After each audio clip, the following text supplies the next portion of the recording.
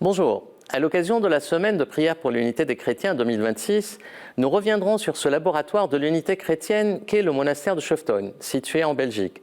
Pour en parler, je reçois Marie-Anne Vanier, professeure de théologie à l'Université de Lorraine, à l'occasion de la publication sous sa codirection de Orient-Occident, les actes du colloque tenu en juillet dernier au monastère de Scheftoun pour le centenaire de sa fondation.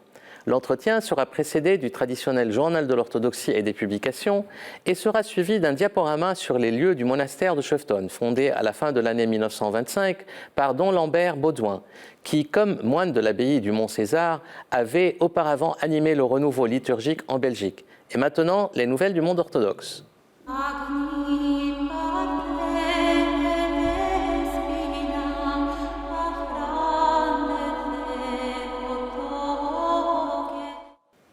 Turquie, visite irénique à Noël du patriarche Daniel de Bulgarie au patriarche Bartholomé au Phanar, siège du patriarcat œcuménique de Constantinople en Turquie. Le 24 décembre, le primat de Bulgarie a été accueilli par une grande doxologie, puis le lendemain a eu lieu la concélébration de la liturgie de la Nativité entre les deux primats et leurs délégations respectives. Le lendemain, le 26 décembre, fête de l'archidiacre Stéphane, premier diacre et martyr de l'Église, le patriarche Daniel a présidé la divine liturgie à l'église Saint-Stéphane de Esliköy, où il a été accueilli ainsi que le patriarche Bartholomé par le métropolite Apostolos de Derköy, à laquelle est rattachée la paroisse. Au Phanar, toujours, le patriarche a présidé en début d'année la traditionnelle cérémonie du Nouvel An civil 2026 et la fête de Saint-Basile, où il a coupé la traditionnelle vassilopita, le gâteau de Saint-Basile. Au Phanar, toujours, à Istanbul, l'élection de l'archimandrite Ambroise, l'actuel vicaire de la métropole grecque de France, comme évêque auxiliaire du métropolite Dimitrios de France. L'ordination épiscopale de Monseigneur Ambrosios aura lieu à Paris le 1er février 2026 à la cathédrale Saint-Étienne, Bizet, Paris 16e. À Damas, le patriarche Jean X d'Antioche et de tout l'Orient a célébré la divine liturgie du Nouvel An à la cathédrale mariamite de Damas, où il a livré un important discours rappelant que les orthodoxes d'Antioche restent fermes pour la préservation de leur identité antiochienne, en indiquant que l'Église ne cherche point la protection de quiconque, mais la citoyenneté pour ses enfants. En Jordanie, les patriarches Jean X d'Antioche et Porphyrios de Belgrade ont été respectivement reçus avec le patriarche Théophilos de Jérusalem par le roi Abdallah II de Jordanie. Les trois patriarches se sont rencontrés dans le cadre de leur participation au congrès international qui s'est tenu en Jordanie autour du thème « Opération Aqba, le dialogue interreligieux des Balkans ». En Jordanie toujours, le patriarche Théophilos de Jérusalem a participé à la rencontre présidée par le roi de Jordanie, par laquelle le souverain hachémite a reçu les responsables des églises chrétiennes de Jérusalem en présence des autres responsables de culte à l'occasion des fêtes de la Nativité et de la Théophanie. À Belgrade, le patriarche Porphyrios de Belgrade, primat de l'Église de Serbie, a reçu au palais patriarcal le président de Géorgie et son épouse et la délégation qui l'accompagnait. Il a reçu par ailleurs une délégation de l'Église de Russie présidée par le métropolite Antoine de Volokolamsk, président du département des relations extérieures du patriarcat de Moscou. Le patriarche Porphyrios a reçu de même le métropolite Ephrem d'Alep du patriarcat grec orthodoxe d'Antioche, qui l'a mis au courant des difficultés vécues par les chrétiens de Syrie, d'une manière générale, et d'Alep en particulier. À Tirana, Albanie, l'archevêque Jean de Tirana et de toute l'Albanie a été désigné la personnalité de l'année en Albanie par un vote d'un panel représentatif des Albanais de toutes les confessions. Il a présidé de son côté au Parlement européen une rencontre autour d'un film qui rendait hommage à l'œuvre missionnaire et ecclésiale en Albanie de son prédécesseur, feu l'archevêque Anastasios Anoulatos. En France, participation des orthodoxes de France aux événementiels officiels commémorant les 120 ans de la loi 1905 de séparation des églises et de l'État. Monseigneur Dimitrios de France, président de l'Assemblée des évêques orthodoxes de France, et Carole Sabat, responsable de la communication de l'Assemblée, ont pris part à la rencontre de dialogue sur la laïcité avec des élèves et avec les élèves des classes de 6e et 5e du collège Maurice Utrillo, dans le 18e à Paris. Maître Sabat a représenté l'AOF aussi à l'émission de France Télévisions sur la laïcité avec les autres représentants des cultes en France et est intervenu à la deuxième table ronde du colloque organisé par le ministère de l'Intérieur et modéré par Vincent Ploquin, directeur adjoint de la directrice des libertés publiques et des affaires juridiques du ministère. Il a pris part enfin à la soirée de la mairie de la ville de Paris sur le thème « Laïcité, un chemin de fraternité ». À Paris, Ouverture des inscriptions pour le 18e congrès de la Fraternité orthodoxe en Europe occidentale qui se tiendra du 30 avril au 3 mai 2026 près de Rouen sur le thème « Ne crains pas, crois seulement, espérer dans un monde en crise ». À Paris toujours, annonce de la tenue d'un important colloque organisé par le diocèse orthodoxe serbe sur le thème « Saint Sava parmi nous », un colloque pour le 850e anniversaire de sa naissance, le samedi 24 janvier 2026 à 13h30 à l'église Saint Sava située au 23 rue du Simplon dans le 18e à Paris, en langue française. Publication « Lire les pères de l'Église », nouvelle anthologie patristique sous la direction de Marie-Anne Vanier aux éditions Artege. Publication toujours « Jérusalem, la lumière de l'histoire et de l'archéologie », un excellent ouvrage riche en histoire et en illustration de Jean Emerio aux éditions DDB. Enfin, Homélie, le cycle des 12 fêtes majeures de Saint Grégoire Palamas aux éditions Lis et Parle, et le dernier, un très beau timbre que la Philotalie serbe vient d'éditer pour commémorer le 1700e anniversaire du Concile de Nicée de 325. Et maintenant, le grand entretien.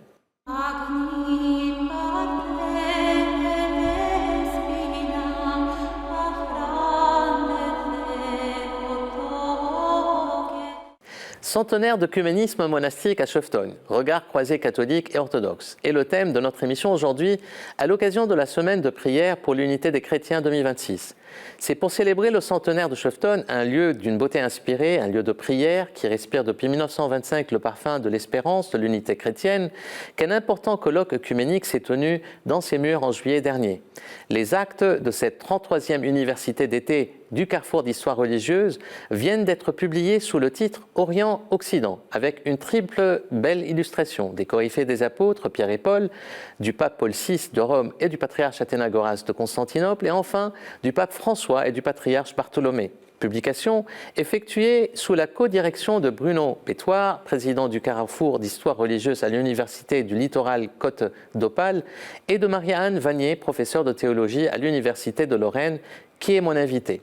Quel est-il ce lieu monastique où cohabitent mur contre mur deux églises, la byzantine qui saisit le regard de loin avec ses belles coupoles, vertes de l'extérieur et revêtues de fresques byzantines de l'intérieur, et ses imposantes cloches, et la latine qui, avec sa blancheur immaculée, regorge de lumière et se colore de fresques d'inspiration romane, due au moine iconographe russe l'archimandrite Zénon.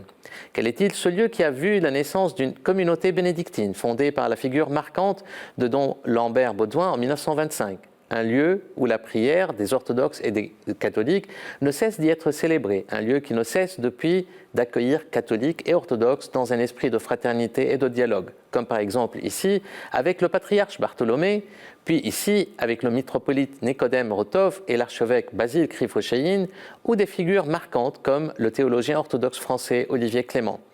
Avec Marie-Anne Vanier, mon invitée, nous reviendrons sur l'historique de la fondation de ce lieu, marqué par sa belle et riche bibliothèque et sa revue Irénicone, qui a traversé les fronts et les frontières, et sur la vision de son fondateur centrée sur un certain œcuménisme monastique.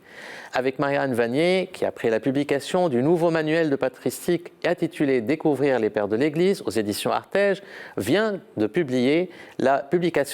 faire la publication d'une nouvelle anthologie patristique intitulée « Lire les pères de l'Église », toujours aux éditions Artege. Nous reviendrons sur les éléments saillants des travaux du colloque et ses regards croisés Orient-Occident, catholique et orthodoxe, ses constats de l'état et des enjeux du dialogue œcuménique, notamment après l'élection du pape Léon XIV, des rencontres d'Iznik en Turquie autour de la commémoration du 1700e anniversaire du premier concile œcuménique de Nicée et des rencontres avec le patriarche Bartholomée au Fana en novembre dernier. Marie-Anne Vanier, bonjour. Bonjour. Alors, je voudrais qu'on commence un peu par le commencement, c'est-à-dire cette idée en fait de ce monastère qui est dédié à l'unité des chrétiens a été fondée par don Lambert Baudouin. Alors, quelle était son inspiration et qu'est-ce qui l'a amené en fait à fonder ce monastère en 1925? Oui. Son inspiration, c'était justement la découverte de la séparation des chrétiens et la volonté d'unité des chrétiens. Et lui-même, avant, était au service des ouvriers. Et puis, il a découvert la place de la liturgie. Et à Rome, avec des amis, dont Olivier Rousseau, Lev Gillet, le futur moine de l'église d'Orient, il a justement créé un petit groupe pour réfléchir sur cette unité des chrétiens. Et il se trouve qu'à la même époque, il y avait un bouillonnement, il y avait eu avant toute la réflexion de Léon XIII sur l'unité, et lui s'est vraiment enthousiasmé pour l'unité des chrétiens, et avec comme point, je dirais, de référence, la liturgie, pour voir la possibilité de cette unité. Et le pape Pie XI l'a aidé parce qu'il y a eu des communications aussi avec le pape Pie XI, avec la lettre Equidem Verba, où il disait qu'il revenait aux bénédictins de réaliser cette unité, c'était déjà l'idée de Léon XIII, et justement qu'il fallait fonder un monastère au service de l'unité. Et à partir de là, lui-même a travaillé pour fonder ce monastère, et la lettre date de 1924, et dès 1925, il a réuni des compagnons, en quelque sorte, à Metz-sur-Meuse, dans un ancien Carmel, et ensuite ils sont allés à Cheftogne, où il y avait avant une communauté de Ligugés qui était là. D'accord. Et il a eu pas mal de contacts aussi, parce qu'il faut rappeler que pendant cette période, en 1925, c'était la fondation de l'Institut Saint-Serge. Oui. Et donc l'arrivée de pas mal de théologiens, aussi d'hommes d'église, en fait, de la Russie, refoulés par la Russie soviétique. Et donc il y a eu aussi beaucoup de contacts qu'il a eu avec des Russes, des orthodoxes russes. Oui. Oui, et lui-même est allé à Saint-Serge. Il y a eu aussi Léon Zonder, un certain nombre, Georges Chorowski, un certain nombre... Qui ont enseigné à Paris. Voilà, qui sont venus soit se reposer, soit aider aussi à Cheftogne. Absolument. Et puis on peut citer aussi Monseigneur Basile Krivosheïn, qui a eu depuis les années 30 en fait une correspondance, et puis en fait il a été à Cheftogne à plusieurs reprises, qui était aussi l'évêque russe en Belgique. Tout à fait. Alors, en fait, l'idée de Baudouin était essentiellement de développer une sorte un peu d'œcuménisme monastique. De quoi s'agit-il? Parce qu'il y a l'œcuménisme qu'on connaît, institutionnel, mais là, c'est un œcuménisme monastique. Je crois qu'il faut resituer dans l'époque, parce qu'à l'époque, il y avait tout le problème de l'unionisme. C'est ça. Et lui-même... La nécessité pour les schismatiques de revenir à l'Église, c'est ça. Et lui ne voulait pas. Absolument, justement, il a lutté contre ça. Oui. Et pour la dimension monastique, c'était son idée que l'unité se faisait par la liturgie, par le corps mystique du Christ. Et justement, le monachisme permet cela. Et le but, c'est de pénétrer l'âme de l'Orient et la pénétrer par la liturgie. Pas devenir exactement oriental, mais véritablement vivre l'Église indivise. D'où la coexistence à l'intérieur en fait du monastère, comme l'a montré en fait dans les visuels, de deux églises. Alors une église qui est latine et une église qui est de tradition byzantine, avec son iconostase, ses cloches et tout ça. Et donc il y a deux, je dirais, rites qui sont... Mais il faut préciser que tous les moines sont catholiques, mais en fait ils suivent deux rites, c'est ça? Oui, c'est-à-dire qu'ils choisissent le rite latin ou le rite byzantin, mais 3 fois par semaine, il y a soit une Eucharistie, soit une liturgie byzantine, ainsi que le dimanche, il y a toujours la liturgie byzantine pour tous, et aussi pour les grandes fêtes. D'accord. Et ce qui est important, en fait, c'est que ce colloque, en fait, vous avez choisi le titre Orient-Occident. Pourquoi vous avez choisi Orient-Occident? Parce que c'est effectivement, en fait, c'est l'idée du monastère en tant que tel, c'est de ces croisements entre l'Orient et l'Occident, entre l'orthodoxie et le catholicisme. Pourquoi ce choix? C'est à la fois, le choix est dû au carrefour d'histoire religieuse, parce que le carrefour implique une discussion, et c'était cette rencontre entre l'Orient et l'Occident, et en même temps, Don Lambert Baudouin qui disait que les Occidentaux doivent se mettre à l'école de l'Orient, et en même temps échanger, parce que Cheftogne, c'est un peu une plaque tournante entre l'Orient et l'Occident. Et ce qu'il faut rappeler aussi, c'est que Don Lambert a été, je pense, en fait, au Mont Athos dans les années 30, non? C'est ça? Oui. Pour découvrir un peu la vie monastique orthodoxe telle qu'elle est vécue au Mont Athos. Oui, parce que le but, c'était de s'imprégner justement de la liturgie byzantine, apprendre à célébrer la liturgie byzantine, et à partir de là, il est allé au Mont Athos. Il y avait aussi au Mont Athos, à l'époque, le Starets Silouan, l'archimandrite Sophronie. Donc, Tous les deux qui ont été canonisés par la suite, en tant que saints. oui. Oui. Et donc, il les a rencontrés, et donc, en fait, il a eu des discussions aussi avec eux. Ouais. Oui. Alors, en fait, dans l'ouvrage, en fait, qui réunit un peu les actes du colloque, il y a plusieurs communications. Il y a notamment cette communication sur le métropolite russe Nicodème Rotov, en fait, qui est très connu, en fait, qui est mort au Vatican, dans les mains du pape, d'une certaine manière, et qui était très favorable à cette idée de croisement aussi avec le catholicisme, de cette rencontre avec le catholicisme. Qu'est-ce qu'on peut dire là-dessus? Il y a une communication qui a été présentée par Serge Model, je pense, là-dessus. Ce que je voulais dire, c'est qu'il y a une contribution orthodoxe aussi qui est remarquée à l'intérieur même, je dirais, de cet ouvrage sur Olivier Clément. Il y a une communication, il y a une communication sur Nicolas Cabasilas aussi. Quel est, selon vous, en fait, l'apport des orthodoxes d'une manière générale au travail et à la mission de Schefton? C'est un travail... c'est vraiment un travail commun qui est fait, et c'est le retour à l'Église indivise. Parce que si les bénédictins ont été choisis, c'est parce que justement ils étaient avant la séparation de l'Orient et de l'Occident. Et en même temps, c'est retrouver les racines, retrouver véritablement l'Église indivise. Ok. Et dans le colloque, en fait, vous terminez sur deux grandes présentations, un peu sur la synthèse, je dirais, d'une certaine manière, des relations entre le patriarcat de Moscou depuis Jean XXIII jusqu'à François. Et la deuxième, c'est un peu sur les relations entre le catholicisme et l'orthodoxie. Qu'est-ce qu'on peut dire comme synthèse aujourd'hui qui est sortie un peu de ce colloque sur un peu l'état de l'œcuménisme aujourd'hui et ses enjeux? Est-ce qu'on progresse, notamment à travers les différentes, je dirais, célébrations œcuméniques qui ont eu lieu récemment à Iznik, à Nicée, avec la présence en fait du pape Léon XIV et du patriarche Bartholomé, et puis un peu ces rencontres œcuméniques qui se font, les 60 ans par exemple de la levée des anathèmes entre l'Orient et l'Occident. Tout ça, est-ce qu'on est dans un momentum d'œcuménisme aujourd'hui?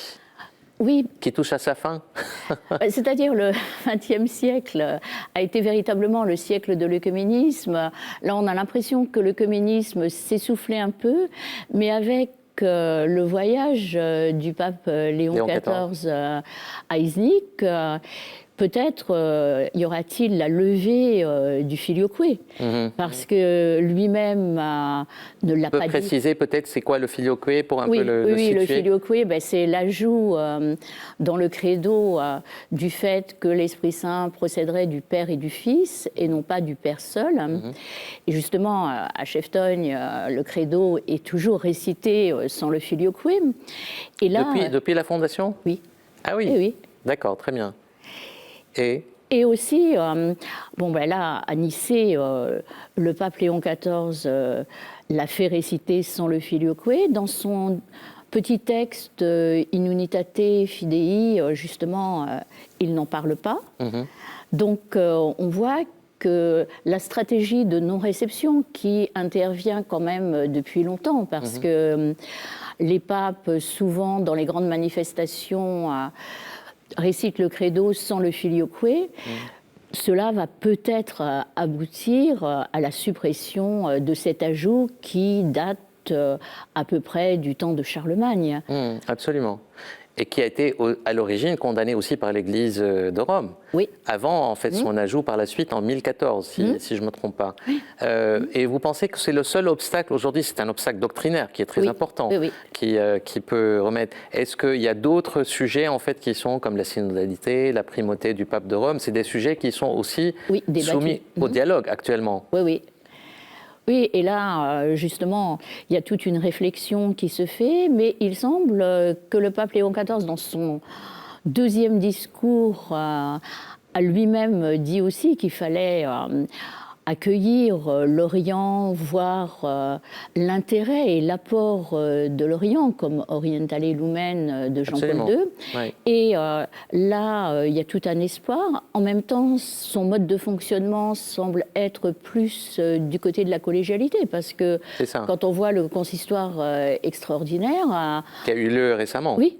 Oui, oui. Oui, oui, tout à fait. Il y a une sorte de souffle de conciliarité et de synodalité en fait à Rome qui est importante, qui a commencé avec François, le pape François d'ailleurs. Tout à fait. Et est-ce que vous pensez que, je veux dire, parce que le pape Léon XIV aussi, quand il est revenu d'Istanbul, il a, dans sa parole publique, a dit sur le besoin d'une accélération pour rendre visible en fait l'unité des chrétiens. Est-ce que vous pensez que c'est quelque chose qui est atteignable et qu'est-ce que ça implique, je dirais, à la fois avec le monde orthodoxe qui vit aussi des sortes de divisions qui ne sont pas doctrinaires mais qui sont plutôt, je dirais, un peu politiques d'une certaine manière. Est-ce qu'on s'oriente un peu vers un éclaircissement œcuménique ?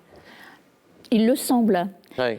Et là, je reprendrai peut-être la réflexion du cardinal Mercier qui disait pour qu'il y ait l'unité, il faut s'aimer. Pour s'aimer, il faut se connaître. Pour se connaître, il faut se rencontrer.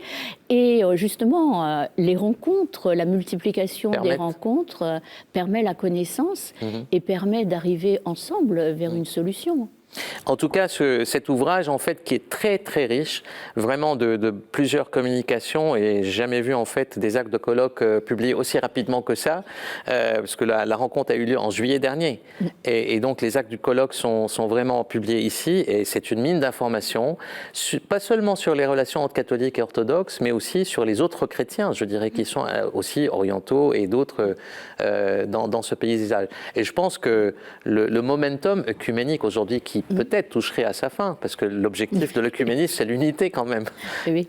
Et dont Lambert Baudouin voulait justement une unité large, et avec les Roumains aussi, le buisson ardent, avec les Syriaques, avec le livre de Roger Bellet sur la mystique syriaque, et aussi avec l'Égypte, le monastère Saint-Macaire. Et donc là, on a quelque chose qui a été très intéressant, et sans oublier aussi les anglicans, les conversations de Manine aussi. Tout à fait. En tout cas, un grand merci Anne Vanier pour cet ouvrage et pour d'être venue en fait ici. Et je pense que l'inspiration de Lambert Baudouin touche peut-être à sa fin, arrive à son objectif. Voilà. Arrive à son objectif. Et là, je vous laisse avec un diaporama sur les lieux du monastère de Schefton, fondé, comme on l'a dit, en 1925 par don Lambert Baudouin, qui, comme moine de l'abbaye du Mont-César à l'origine, avait auparavant animé le renouveau liturgique en Belgique. Et moi, je vous dis à la prochaine émission.